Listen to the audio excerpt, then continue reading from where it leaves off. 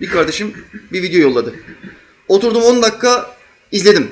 Bir adam neden intihar eder? Bunun cevabını bulmak için. 30-35 yaşlarında bir adam. İnternette kendisini öldürmeden önce, kendisini asmadan önce bir tane video koymuş. Videoda bazı arkadaşlarına selam yolluyor. Sıkıntılarda olduğunu söylüyor. Psikolojik sıkıntılarım var diyor. Doktorlara gittim, tedavi görmek istedim ama kurtulamadım diyor. Ve şöyle diyor, ben Allah'a inanmıyorum. Yani bir ateist, Allahsız. Dolayısıyla ben öldüğüm zaman beni toprağa gömmeyin, sakın. Bak kim benim cenazemle ilgilenecekse diyor, ölmeden önce adam vasiyet açıklıyor ya.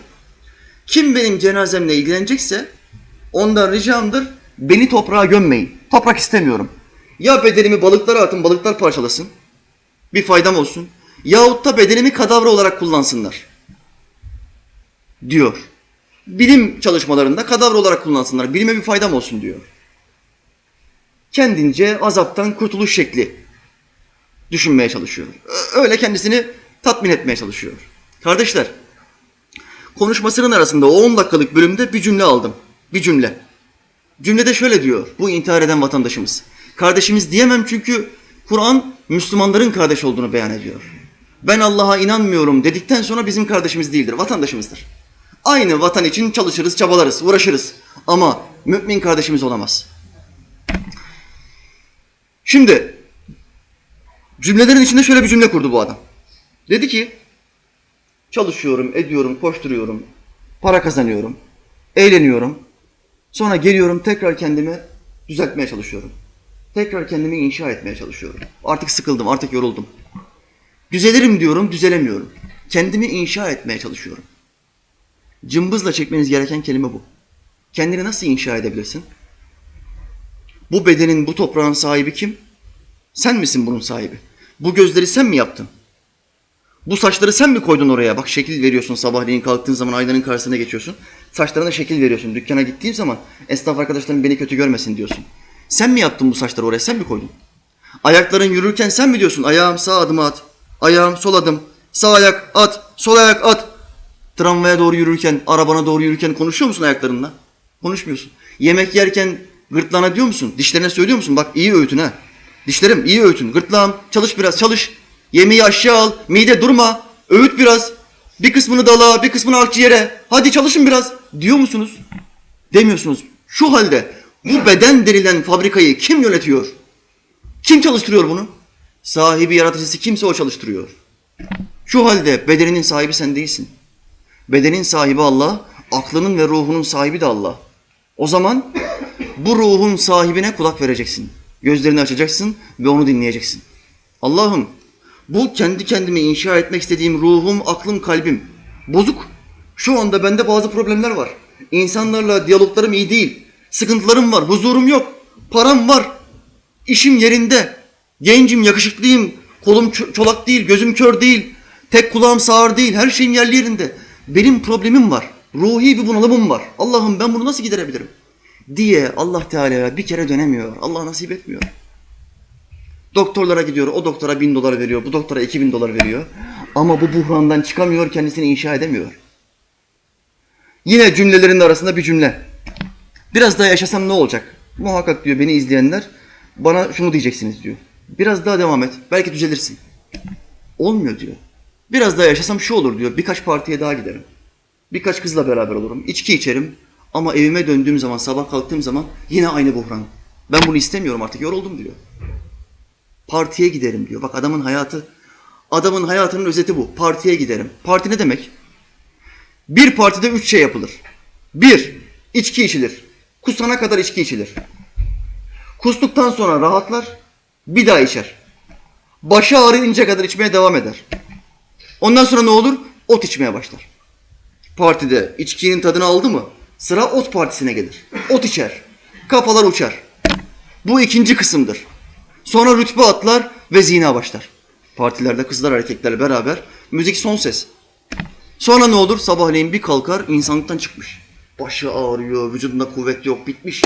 İçkiyle, uyuşturucuyla dolmuş beden. Bir de üstüne zina yapmış, efor sarf etmiş. Beden bitmiş. Tekrar işe gitmek için hazırlık yapar. Bu bedeni nasıl inşa edeceksin kardeş? Haramı doldurdun. Nasıl inşa edeceksin bu bedeni? Bu gencecik adam intihar ediyor. İntihar ediyor. Neden? Çünkü ruhu kim yarattı? Kalbi kim yarattı? İrade-i cüz'iyeyi kim yarattı? Bu soruların cevabını aramıyor. Sormuyor, soruşturmuyor, sorgulamıyor. Yahu benim ülkem %99'u Müslüman olan bir ülke. 75 milyon insan var, 74 milyon Müslüman var. Ya bu 74 milyon aptal da bir ben ateist kafayla ben mi akıllıyım ya? Bunların hepsi ahmak mı? Bunlar yanlış bir şey mi yapıyor? Sabahın köründe bu adam buz gibi suyla abdest alıp Allah'ın huzurunda durduğunu söylüyor. Bu adam niye bunu yapıyor? Dur bir araştırayım ya. Bir araştır be kardeşim ya. Zina etmeye vaktim var, içki içmeye vaktim var, kumar oynamaya, nefsini eğlendirmeye, nefsine tapınmaya vaktim var. Ama toprağın altına girdikten sonra bana ne olacak sorusunun cevabını bulmaya vakit bulamıyorsun. Sen nasıl bir insansın kardeş? Sen nasıl bir insansın? Allah bir adamı dalalette bırakmaz. Allah bir adam dalalette bulunursa onu dalalette bırakır. Bu adam nereden partiler alıştı? Bu adam parti arkadaşlarını nereden buldu? Bu arkadaşlara takılmasaydı, sohbete giden bir iki arkadaşla takılsaydı bu adam sırf meraktan sohbete gidecekti. Ne yapıyor bunlar orada ya? Dur bir gideyim bakayım diyecekti. Gidecekti, bakacaktı. Bu sohbete gelen kardeşlerin yarısı kadar, yarısının yaptığı gibi ya ne kadar güzel bir yermiş deyip kalacaktı. Bu sohbete gelen bu kadar gencin yarısı dur bir bakayım ne yapıyor bunlar diye geldi. Sırf meraktan. Neden geldi? Çünkü arkadaşı davet etti. Kardeşim bir sohbet mekanına gidiyorum. İlim öğreniyoruz.